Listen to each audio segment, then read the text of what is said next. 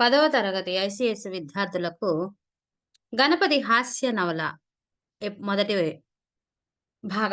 ప్రథమ భాగాన్ని చెప్పుకున్నాము. ప్రథమ భాగంలో 11 ప్రకరణాలను చెప్పుకున్నాం. ఇక 12వ ప్రకరణం నుంచి ఇక గణపతి యొక్క పెద్దవాడయ్యాడు గదా!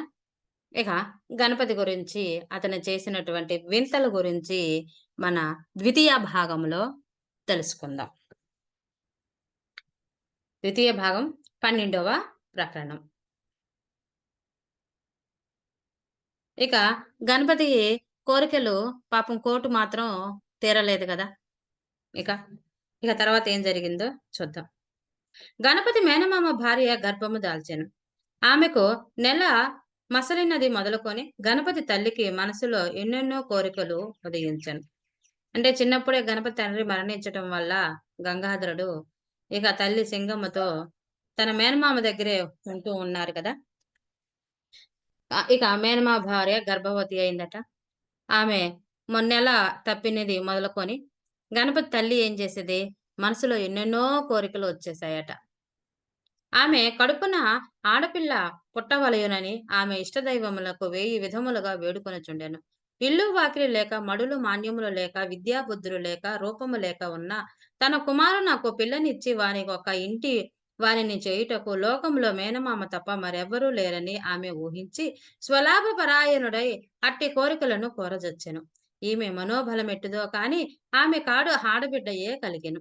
బిడ్డ పుట్టగానే నాకు కోడలు పుట్టినది, కోడలు పుట్టినది అని ఆమె అరచి ఆనందాశయమున గంతులు వేసెను. పురిటాలిని చూడవచ్చిన అమ్మలక్కలందరూ గణపతికి పెండ్లాము పుట్టిన తన సంతోషించిరి. ఆ మాట చెవిన పడినప్పుడల్లా గణపతి మేనమామ ముఖము చిట్లించుకొని, అయ్యో నా కూతురు ఈ నిర్భాగునికా ఇచ్చి పెండ్లి చేయునది అని తనలో అనుకొనుచుండెను. పురుడు సుఖముగా వెళ్ళిపోయెను. ఇక గణపతి మేనమామ భార్య నెల తప్పింది గదా! ఆమె నెల తప్పింది మొదలుకొని మన సింగమ్మ గణపతి తల్లైన సింగమ్మ 1000 దేవుళ్ళని అందరి దేవుళ్ళని మొక్కటం ప్రారంభించిందట. ఎందుకు? తనకు ఆడపిల్ల పుడితే గణపతికి భార్యనే చెయ్యాలని. ఇక అయితే మాత్రం మేనమామకు మాత్రం మనసులో ఉంది. ఎందుకంటే వాడికి ఇల్లు లేదు, వాకిలు లేదు, డబ్బులు లేవు, చదువు లేదు, ఏమీ లేదు. అటువంటి వారికి ఎవరైనా పిల్లనిస్తురా? ఎవరు ఇవ్వరు కదా! ఇక ఇటువంటి కోరికలు ఉండకూడదని మనసులో అసలు నా బిడ్డని ఇవ్వకూడదని మనసులో గట్టిగా అనుకున్నాడు. అయితే అటువంటి వాడికి ఏమీ లేని వాళ్ళకి ఎవరు పిల్లనివ్వరు గదా! మేనమామ అలా అనుకుంటే, తల్లి మాత్రము ఏమీ లేని వాడికి ఏదైనా ఆరంభారం మేనమామే గదా చూడాల్సింది. కాబట్టి ఎవరు పిల్లనివ్వరు. అందుకని చెప్పేసి మేనమామ భార్యకి గనక పిల్ల పుడితే గణపతికిచ్చి చెయ్యాలని సింగమ్మ గట్టిగా కోరుకుంది. ఆమె కోరిక బలమైనది కాబట్టి ఆమెకు ఆడపిల్లే పుట్టింది. ఇక అందరూ చూడడానికి వచ్చిన వారందరూ ఏమనేవాళ్ళు, గణపతికి పెళ్ళాం పుట్టింది అని అనంగాల్నే పాపం ఆ అమ్మలక్కల ఆ మాటలు అంటూ ఉంటే గణపతికి వాళ్ళ సింగమ్మకు ఆనందమేసేది. కానీ మన గణపతి మేనమామకు మాత్రము వీడికా? ఈ దౌర్భాగ్యుడికా పిల్లనిచ్చేది అని మనసులో అనుకుంటూ ఉన్నాడు. ఇక ఎలాగో పురుడు కాస్త ఎళ్ళింది. గణపతి తల్లికి సోదరి భార్య మీదను, ఆమె బిడ్డ మీదను మునుపెన్నడూ లేని అనురాగము నెలకొనెను. బాలింతరాలిని మంచం మీద నుండి దిగనీయక పానములు జాగ్రత్తతో చేసి పథ్య పానములు జాగ్రత్తతో చేసి పెట్టుచు బిడ్డకు నీళ్లు పోయటం మొదలగు అంగరక్షలు తానే స్వయముగా చేయుచుండెను. ఇక బిడ్డ 6 మాసములు గడిచెను. అన్నప్రాసన అయ్యెను. విద్యములు చేయచొచ్చెను. అత్త, తాత అను మాటలు వచ్చెను. తనకు భార్య జనించినదను సంతోషము మనంబున కలుగుచుండినను గణపతికి ఇప్పుడు ఒక కొత్త చిక్కు సంభవించెను. అతడు సంగటి గాండ్రతో యథేచ్ఛముగా తిరగకుండా తరచుగా తన తల్లికి మేనత్తకు పని తొందరలు కలిగినప్పుడు బిడ్డనెత్తుకొని ఆడించవలసిన తన మీద పడెను. ఇది అతనికెంతో విసుగు పుట్టించు పని అయ్యెను. బాలికను వివాహమాడవలెనను సంకల్పం గణపతికి కలదు. కానీ ఆమె ఎత్తుకొని ఆడించు తన పనులను చెరుపుకొనుట ఎంత మాత్రము ఇష్టము లేకపోయెను. ఇక 6 మాసంలో గణపతి తల్లి సింగమ్మ ఏం చేసింది, ఇక అంతకు ముందు లేనంత ప్రేమ గణపతి మేనత్త మీద, మేనమామ మీద, ఆ పుట్టిన పిల్ల మీద అనురాగం ఎక్కువ చూపిస్తూ ఉంది. బాలింతగా ఉన్నప్పుడు కొన్ని కార్యక్రమాలు ఉంటాయి గదా! వాళ్ళ చన్నీళ్ళలో చేయబెట్టకూడదు అని, ఏ పనులు చేయకూడదు అని, జాగ్రత్తలు తీసుకోవాలని, తిండి విషయంలో జాగ్రత్త తీసుకోవాలి. ఎందుకంటే పాలిస్తారు గదా! ఆ పాలు ఏవైతే అయి తినేస్తే బిడ్డకు అనారోగ్యం అవుతుంది గదా! అటువంటి జాగ్రత్తలన్నీ చూసుకోవటంలో మన సింగమ్మ ఏది మేనమామ భార్యని మంచం దిగకుండా అన్ని పనులు కూడా తానే స్వయముగా చేసి పెడుతూ ఒక అంగరక్షకులుగా అంటే బాడీ గార్డ్ అంటారు కదా ఇంగ్లీష్‌లో అలాగా. అలాగా ఆమెకు కనిపెట్టుకొని ఉండి అన్ని పనులు చేసి పెడుతూ ఉంది. చిన్నగా విద్య, విద్యా ప్రకృతి, విద్యే వికృతి. ఇక ఆమెకు చదువుకోవటం, విద్యలు వచ్చినియి. అంటే విద్య అంటే మాటలొచ్చాయి. ఆ మాటలొచ్చినప్పుడు చిన్నంగా అత్త, మామ, తాత అను మాటలొచ్చాయి. అయితే గణపతికి ఆ మాటలను విన్న తర్వాత తనకు భార్య పుట్టింది అనే ఆనందం ఏసింది. కానీ తన అత్తకి మరి తన తల్లికి పనులు ఉన్నందువల్ల ఆ పాపను ఎత్తుకునే బాధ్యత మన గణపతికి పెట్టారు. కానీ సంగటి గాండ్రు అనంటే స్నేహితులు. స్నేహితులు బయట తిరిగి బలాదూరుగా తిరిగి ఆడుకునేటటువంటి మన గణపతికి, ఈ పాపనెత్తుకొని ఆడించమంటే పాపం ఇష్టమా అది? ఇష్టం లేదు గదా! ఇక ఎంత మాత్రం ఇష్టం లేకపోయెను. ఎంత ఉద్యోగములు చేయువారికైను తీరికలుండును కానీ, ఏ ఏ ఉద్యోగము లేని గణపతికి నిమిషకాలమైనా తీరిక లేదు. ఒకవేళ ఇంటికాడ అతడుండవలసి వచ్చెనేని, అట్టి కాలము వ్యర్థము కాకుండా అతడు గాఢ నిద్ర పోవుచుండును. ఈ బిడ్డ వలన అతనికి నిద్రాభంగము మొదలగునవి కలుగజొచ్చెను. అవి అతడు సహింపలేక ఆ విషయమై గట్టిగా ఆలోచించి ఒక ఉపాయము పన్నెను. అందరూ ఉద్యోగాలు చేశారు. ఏదో ఒక సమయంలో మనకి ఖాళీ ఉంటుంది. కానీ, మన గణపతికి మాత్రం ఒక్క నిమిషం గూడా తీరిక ఉండదు. ఒకవేళ ఇంటికాడ వచ్చినప్పుడు అట్టి కాలం వ్యర్థం గాకుండా అతడేం జేస్తాడు? నిద్రపోతాడు. ఒకవేళ ఇంటి దగ్గర ఉండవలసిన ఆ టైంలో నిద్రపోతాడు. ఇక ఇక వీళ్ళేం జేస్తారు? వాళ్ళ అమ్మ ఆ బిడ్డనిచ్చి ఆడించమని ఇస్తారు. అలాగ నిద్రాభంగం గూడా కలుగుతుంది. దీన్ని మన గణపతి సహించలేకపోయాడు. ఎట్లైనా సరే ఆ పాపను ఎత్తుకోకుండా ఉండాలయటానికి ఏం చేయాలని ఒక ఉపాయాన్ని ఆలోచించాడు. బిడ్డను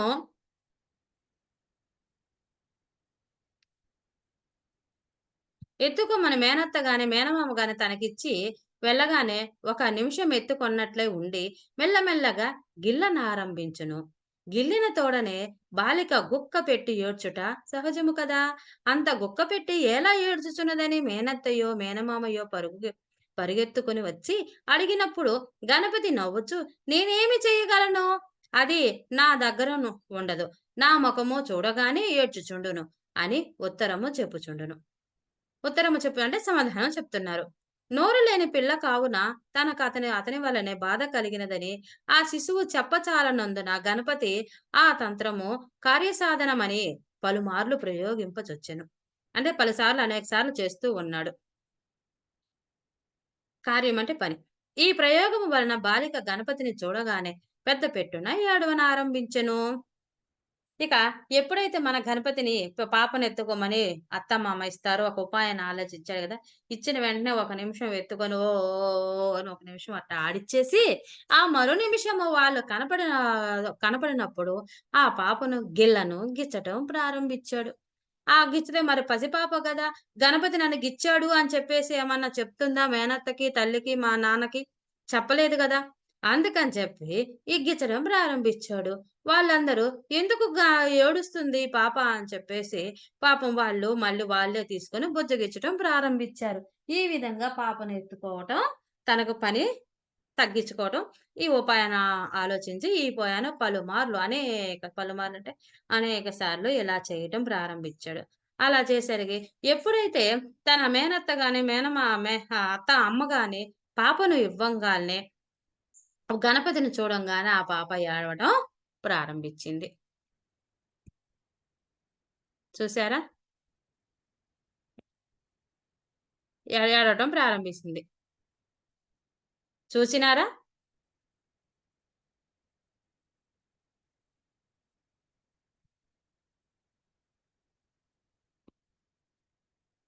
చూచినారా? అది నన్ను చూడగానే ఏడ్చుచున్నది. నా మాట మీరు నమ్మరు. అది గణపతి మేనమామతో, మేనత్తతో అనుచుండెను. 1, 2 సార్లు బాలిక మేనెర్రగా మేను అంటే శరీరమమ్మ. ఎర్రగా కంది ఉండుట చూచి మేనత్త ఏమోయి గణపతి దీని కాళ్ళ మీద ఎర్రగా దీని కాళ్ళ మీద ఎర్రగా కందినదేమి? వీపు మీద నెత్తురు కమ్ముచున్నట్లదేమి? అని అడిగాను. కండచీమలు పుట్టినవి కాబోలు అని అతడు బదులు చెప్పెను. నీ చంకనుండగా కండచీమలు ఎలాగూ వచ్చి కుట్టినవోయి? అని ఆమె మరలా అడగగా, సరి సరి బాగున్నదిలే. కండచీమలు పుట్టకపోతే నేను గిల్లినాననుకున్నావా? రక్కినాననుకున్నావా? ఎత్తుకుని ఆడించినందుకేనా? అక్షింతలు గింజలు 4 నా నెత్తిన వైదొలుచుకున్నావా ఏమి? అని పెద్ద గొంతుకుతో అతని అరచి బదులు చెప్పెను. అనవసర కలహము సంభవించునని వానితో వాదింపక లోనికి పోయెను.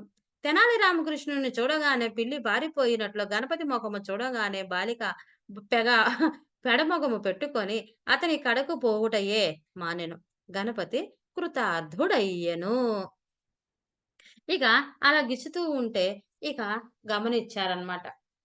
ఇక వాళ్ళ అత్త అడిగింది. "ఏమోయి ఇలాగ ఈపు మీద, అదే శరీరం మీద ఎర్రగా కందిందేంటి?" అని మేనత్త గణపతిని అడుగుతుంది. వెంటనే గణపతి "కంటి చీమలు కుట్టాయి" అని సమాధానం చెప్తాడు. ఇంకా ఇంకా ఏమని చెప్తాడు? "ఇంకా బాగుందిలే పాప బాగలేదని చెప్పేసి గండు చీమలా? అలాగెలా కుడతాయి? ఎలా కుడతా వచ్చి కుట్టబోయి" అన్నాడు. "ఎలా కుడతాయి? ఇదేదో గిచ్చినట్టు గిల్లినట్టుందే" అన అని ఆవిడంటుంది. భలే బాగుందిలే. ఇక పాపమని ఎత్తుకున్నందుకు నా మీద అక్షింతలేస్తున్నావా? నిందలు వేస్తున్నావా? నేను గిల్లానా? నేను గిచ్చానా? అని చెప్పేసి గట్టిగా అరవటం ప్రారంభించాడు. ఇక ఎందుకు వీడితో గట్టిగా సమాధానం చెప్పడం ఎందుకులే, గొడవెందుకు కలహము అంటే గొడవలు. ఎందుకు గొడవ పెట్టుకోవటం, ఎందుకు వాదించడం అనుకోని ఇక ఆమె ఎళ్ళిపోయింది మేనత్త. ఎలా అంటే దీనికొక ఉదాహరణ చెప్పా. తెనాలి రామకృష్ణ చూడంగానే పిల్లి ఎలాగా పాలు తాగ పారిపోయిందో, అంటే రోజు ఎందుకంటే ఇదొచ్చింది తెనాలి రామకృష్ణ రోజు వాళ్ళ ఇంట్లోకొచ్చి పాలు తాగుతుందట. రోజు తాగుతుంది గదా! అని చెప్పేసి రోజు మన కాపలా ఉండలేం గదా! ఒకరోజు వేడి వేడి పాలు ఆడబెట్టాడు. వేడి వేడి పాలు ఆడబెట్టంగాల్నే అది మూతి కాలేసి అప్పటినుంచి వాళ్ళ ఇంట్లోకి పాలు తాగటానికి రాదనమాట. అలాగా. అలాగే మన గణపతి మొహం చూడంగాల్నే ఆ పాప ఏంటి, ఇక మొహం మాటేసి రాకుండా ఉండెను. ఇక కృతకృత్యుడయ్యాడు. తను చేసే పనిలో కృతార్థుడయ్యాడు. అంటే సార్థకం. తను చేసిన పని వల్ల లాభం పొందాడు. ఎందుకంటే బిడ్డని ఇంక ఇవ్వట్లేదు గదా! బిడ్డ ఎంత గుక్కపెట్టి ఏడ్చున్నానో మేనత్త గాని, మేనమామ గాని దానినెత్తుకొని మేనలునితో అనుట మానిరి. గణపతి బిడ్డను గిల్లినట్లో, ఏదో బాధ పెట్టినట్లో అనుమానపడి మేనత్త సూటిపోటి మాటలనుచుండ, గణపతి తల్లి అవి సహింపక ఇట్లనుచుండెను. మా అబ్బాయి పిల్లను కొట్టినాడో, తిట్టినాడో అని నువ్వు కనుమానమున్నది కాబోలు. వాడలాంటి వాడు కాదు. ఎత్తుకొనుట దీనికిష్టం లేదు. ఎందుకంటే దానికి సిగ్గు. మా వాడు దాని మగడు కనుక మగడెత్తుకొని ఆడించుట దానికిష్టము లేదు. చిన్న పిల్లకేమి సిగ్గని మీరనుకోవద్దు. దేవుడు వారిద్దరిని మొగుడు పెండ్లాములుగా ఏర్పాటు చేసినప్పుడు సిగ్గు దానంతటే లోపలి నుండి బయలుదేరును. లేనిపోని పాపము మాటలాడుకోవద్దు. నీకేమో కాని మా అబ్బాయి మీద లేనిపోని కోపం కలిగింది. మేనమామ పిల్లనిచ్చి మా అబ్బాయినొక ఇంటివానిని చేయదలుచుకున్నాడని తెలిసి, పిల్లను వానికియ్యకుండా చేయవలెనని నీవీ పన్నాగము పన్నుచున్నావు. పన్నాగం అంటే ఉపాయము. నాలాటి బుద్ధులు నీకు కూడవు. ఇలాటి బుద్ధులు నీకు కూడవు. నీకు గిట్టకపోతే గిట్టనట్టే ఉందువు గాని, ఇటువంటి లేనిపోని నిందలు వేయకమ్మా. ఇక మేనమామ భార్యకు ఇక తెలిసిపోయింది. ఆమెకు అనుమానముంది. అందుకని సూటిపోపు మాటలతో తిడుతూ ఉంది. ఇక పాప ఏడ్చినా గూడా మేనమామో, మేనత్తో వాళ్ళ తల్లో ఎత్తుకుంటున్నారే తప్ప మన గణపతికి ఇవ్వడం మానేశారు. ఇక ఇలా సూటిమోపు మాటలు తిడుతూ ఉంటే పాప సింగమ్మకి అర్థమయింది. సింగమ్మకి అర్థమైపోయి, "ఇంకా నా బిడ్డను తిడతావా? ఎందుకలా తిడతావు? ఈ పాపకి ఎత్తుకోవటం ఇష్టం లేదు. ఎందుకంటే తన భర్త కాబట్టి సిగ్గుపడుతుంది కాబట్టి, సిగ్గనేది సహజంగా దేవుడే పెడతాడు. భర్త కాబట్టి అని చెప్పేసి చెప్తుంది.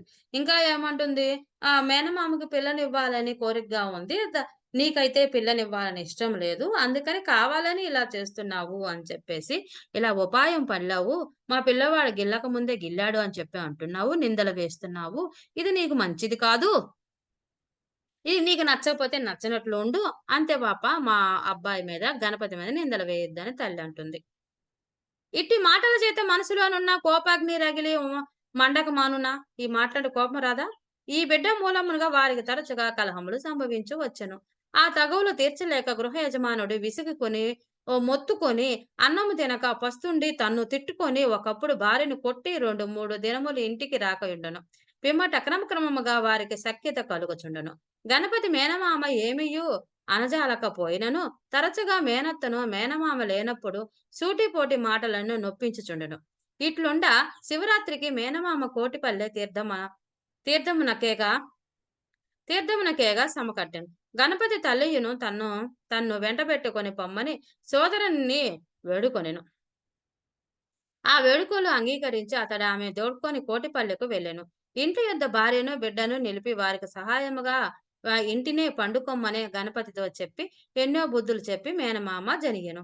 కానీ ఈ బుద్ధులు మేనలునికి కుడి చె కుడి చెవిలో పడి క్షణమాత్రమైన మనసులో నిలవక ఎడమ చెవిలో నుండి ఆవలకు పోయెను.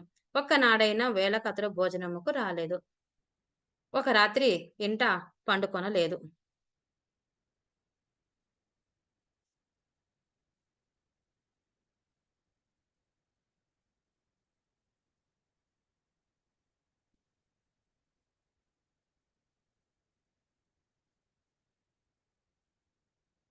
ఈ విధంగా ఇక మన ఈ ఇట్లాగా పాపనెత్తుకోనందువలన ఇక ఇద్దరు తిట్టుకోవటం వల్ల మేనత్తకు, తన తల్లికి ఇద్దరికి గొడవలు జరుగుతూ ఉంటాయి.